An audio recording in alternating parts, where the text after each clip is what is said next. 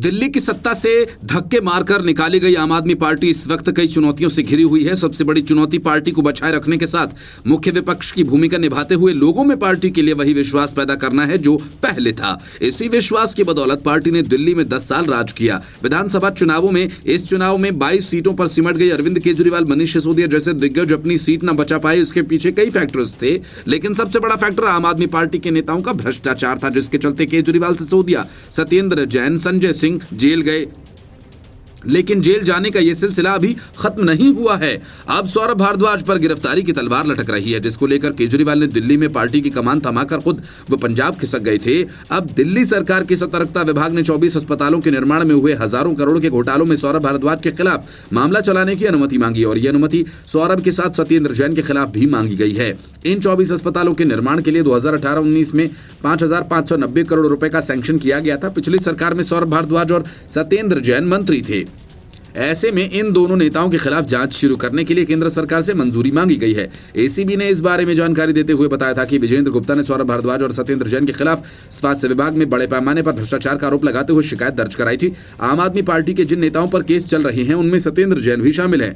वे कई मामलों में जांच का सामना कर रहे हैं और जेल भी जा चुके हैं, लेकिन ये पहली बार है जब किसी मामले में सौरभ भारद्वाज का नाम सामने आया हो। इससे पहले तक वे साफ सुथरी छवि वाले नेता ही जाने जाते रहे हैं और दिल्ली विधानसभा चुनाव में हार के बाद पार्टी ने सौरभ भारद्वाज को बड़ी जिम्मेदारी देते हुए दिल्ली इकाई का मुखिया नियुक्त कर दिया। उनकी जिम्मेदारी पार्टी कार्यकर्ताओं के खोए मनोबल को लौटाकर एक बार फिर पार्टी को अपने पैरों पर खड़ा करने की थी, लेकिन अब इस केस के चलते इस पर ब्रेक लगता नजर आ रहा है। माना जा रहा है कि सौरभ भारद्वाज के खिलाफ भ्रष्टाचार की जांच के चलते दिल्ली के कार्यकर्ताओं का मनोबल और भी गिर सकता है। इसके अलावा सत्येंद्र जैन ने हाल ही में पंजाब आप का को इंचार्ज उन्हें बनाया गया। ऐसे में उनके खिलाफ जांच का असर पंजाब के कार्यकर्ताओं पर भी पड़ सकता है, वो भी ऐसे समय में जब पार्टी 2027 में होने वाले विधानसभा चुनाव की तैयारियों में लगी हुई है। फिलहाल पंजाब ही केवल एक ऐसा राज्य है जहां आम आदमी पार्टी सत्ता में है। दिल्ली विधानसभा के अध्यक्ष विजेंद्र गुप्ता दिल्ली में प्रस्तावित 24 अस्पतालों के निर्माण से जुड़े कथित बड़े घोटाले को लेकर गंभीर आरोप लगा रहे हैं। बताया कि दिल्ली की पूर्ववर्ती सरकार आम आदमी पार्टी की सरकार द्वारा शुरू की गई अस्पताल निर्माण प्रक्रिया में भारी अनियमितताएं सामने आई हैं और इस पूरे मामले की शिकायत एंटी करप्शन ब्रांच से की गई है।